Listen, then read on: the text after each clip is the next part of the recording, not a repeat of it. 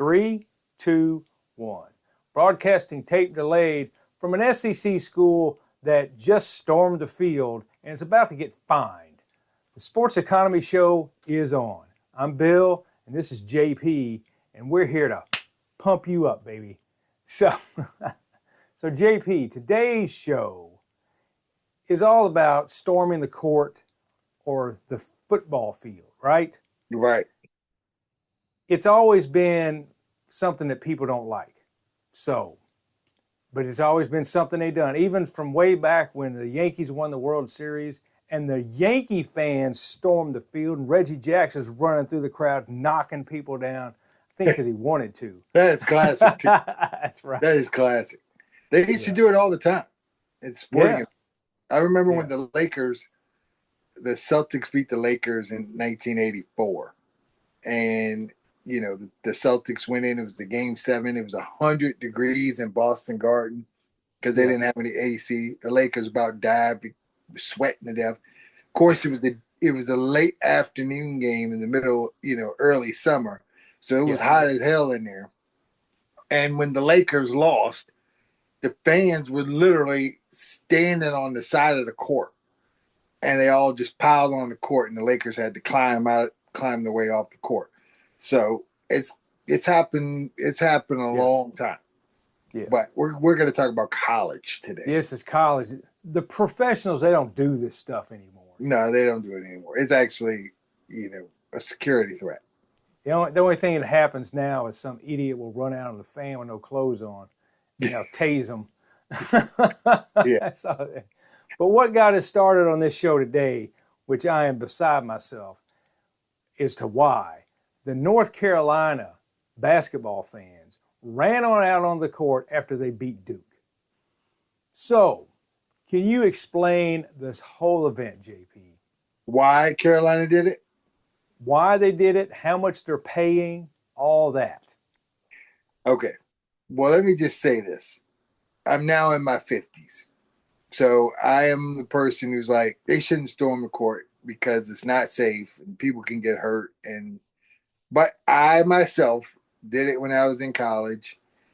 We had a big game. We beat UVA. It was in the top 10 at that time. And, hey, we stormed the court. We were a smaller school. We beat UVA. Yeah. How often would it happen? So we did it. It was something that was a good memory for me. But it really should not occur today. It's not safe. The players are in danger. And it really is a lawsuit waiting to happen. If somebody gets seriously hurt, somebody's paying, And so all that to say, North Carolina beat Duke a couple of weeks ago. It was a great game. They were trailing from the first minute of the game and took the first lead on a 3-point shot with 0.4 seconds left in the game. The emotion of the game just got everybody all riled up. And what did they do? They stormed the court. You're still reliving that moment right now, aren't you? I am. Look, I am. I went to a smaller school in Virginia, and that is my school. But I live with a number of people who are UNC fans. My brother's a UNC fan. And I think it's kind of spread to me, and I found myself rooting for him, and it was a very exciting game. All that being said, it's UNC. They probably shouldn't have stormed the court, even if it wasn't. But when they did, it was a glorious occasion, and everybody celebrated, and everybody left home happy. But they were fined for it. Yes, they were fined. Do people realize that the conferences get fined when these schools decide to do this, when the students decide to take over? And I don't think they do. I don't think they do either. So because they stormed the court, $50,000 fine to the University of North Carolina. Which is not a lot. It's not a lot. Yeah. For the university. But I don't know about you. If you go, I'm not laying down $50,000. Yeah. If you go to McDonald's and they forget your drink, you get pissed, right? Right. It really doesn't hurt you financially, but it makes you mad, right? Yeah, that's right. It's the point of the deal here. You get a parking ticket for $100. Yeah. You're like, what is this? What It's is not like this? you Yeah. can't afford it, but you don't want to pay it. And I'm Yeah. sure that's the way the University of North Carolina is today. Yep. So anyway, so give us a rundown of the fines the ACC and the SEC impose. Well, from what I see, the ACC is basically sticking with the $50,000, right? They had an incident with UVA and Florida State in football. Fans stormed the court, stormed the field when UVA upset Florida State, who was ranked in the top 10 then, Yeah. and $50,000. So apparently the ACC is, hey, $50,000 is probably our, main fine is what you should get when it happens. But they say they will fine 50,000 plus. Yeah. But I have not seen any fines more than $50,000. But if Well, something happens in the ACC, I'm sure there will be some higher fines. Now, the SEC has literally got to the point where they're just like, you know what? We're not tolerating it. That's because their fans are hoodlums. Well, well, okay.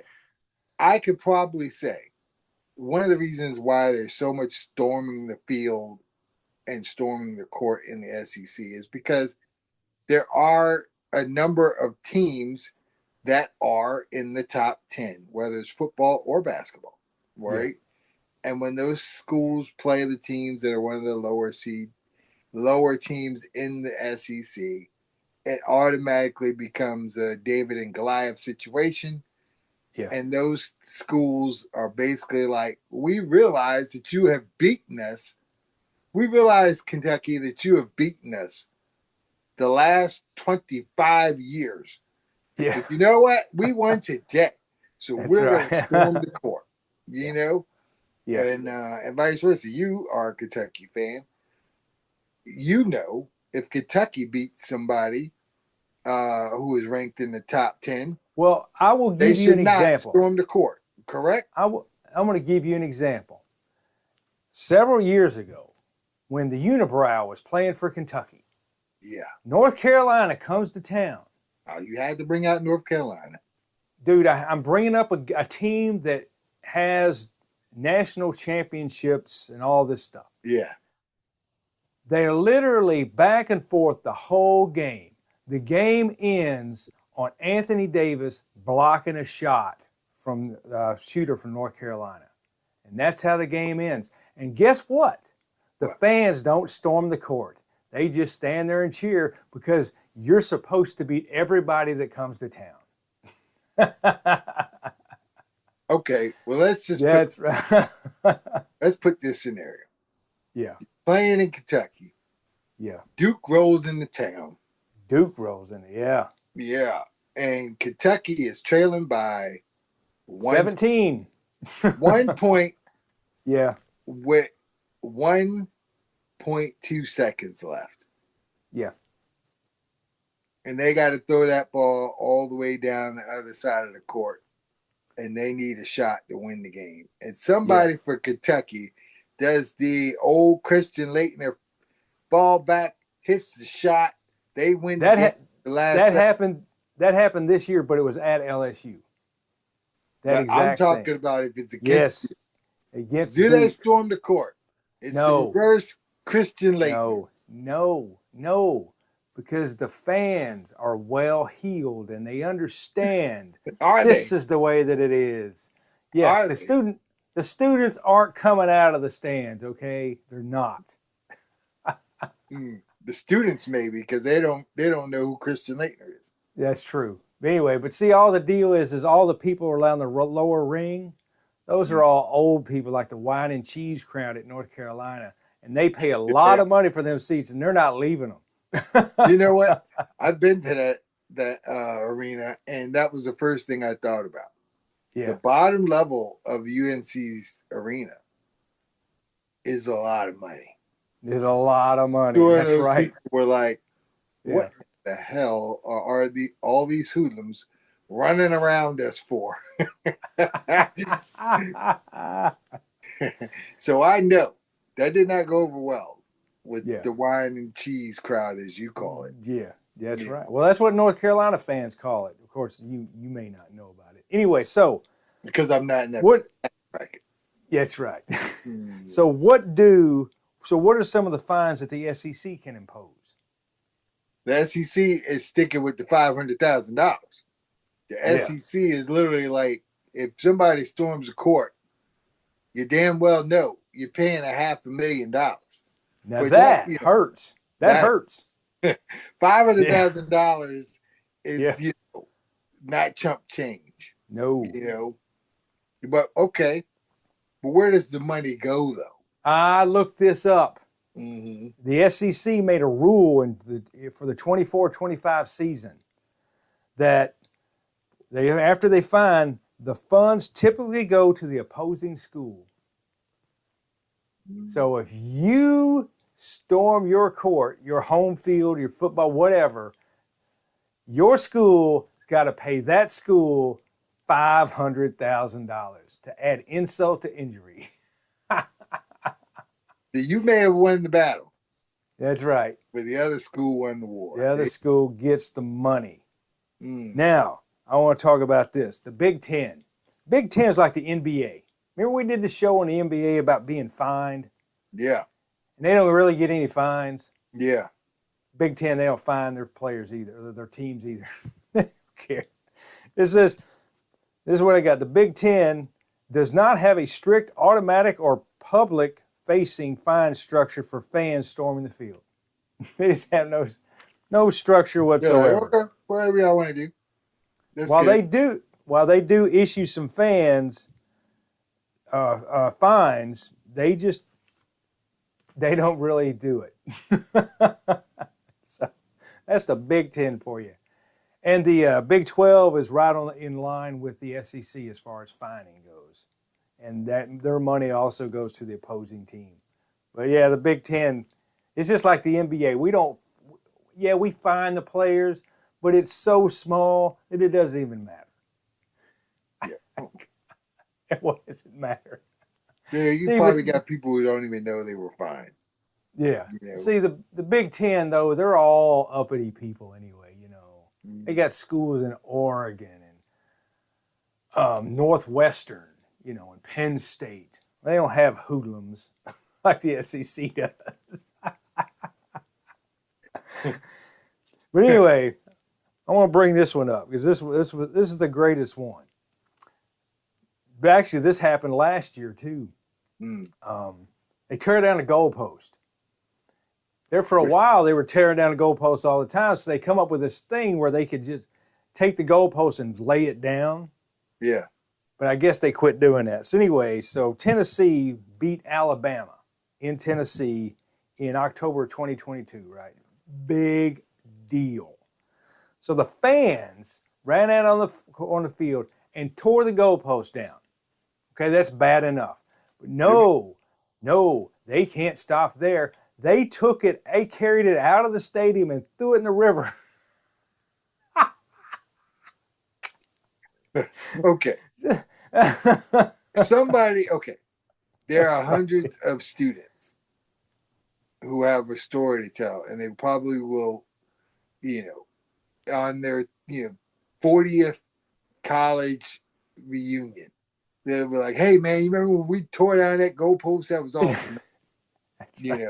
Yeah, wish Bob could be here to relive this moment again. No, yeah, Bob's not here. Bob's dead. But, that's right. But they always have something that they will remember. But I think it's idiotic. It really is. It's dangerous. Yeah. Those goalposts are massive. Massive. Yeah. I still can't believe they can get that thing out of the stadium.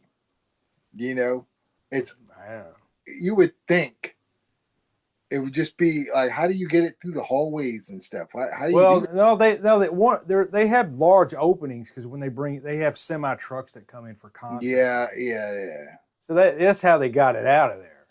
But still, anyway, so This was before the $500,000 fine. The SEC fined him $100,000 for violating field safety policies.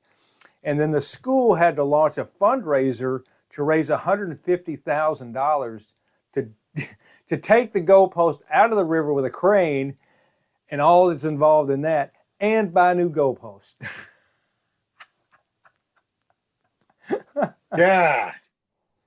Yeah. So anyway, also this past year, Mississippi State beat Arizona, and like the first time they beat a ranked team, they tore the goalpost down.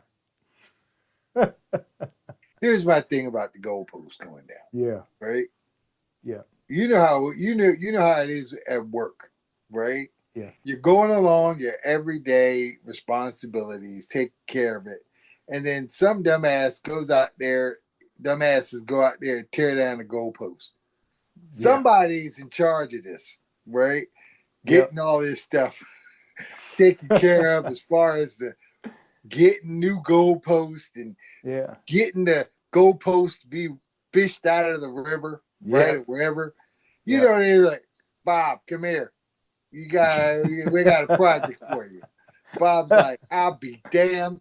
I was in here just relaxing today, thought I had a nice day. It was all caught up on work. Wrong. Now I got to deal with all this. This crap. You know? And they tear up the field too. The field is just torn up. You know it. You know. Somebody was getting screwed. Yeah. Somebody, because there's nobody who has the position where that's in their job description. You know? No. Nobody. So somebody had to take care of it.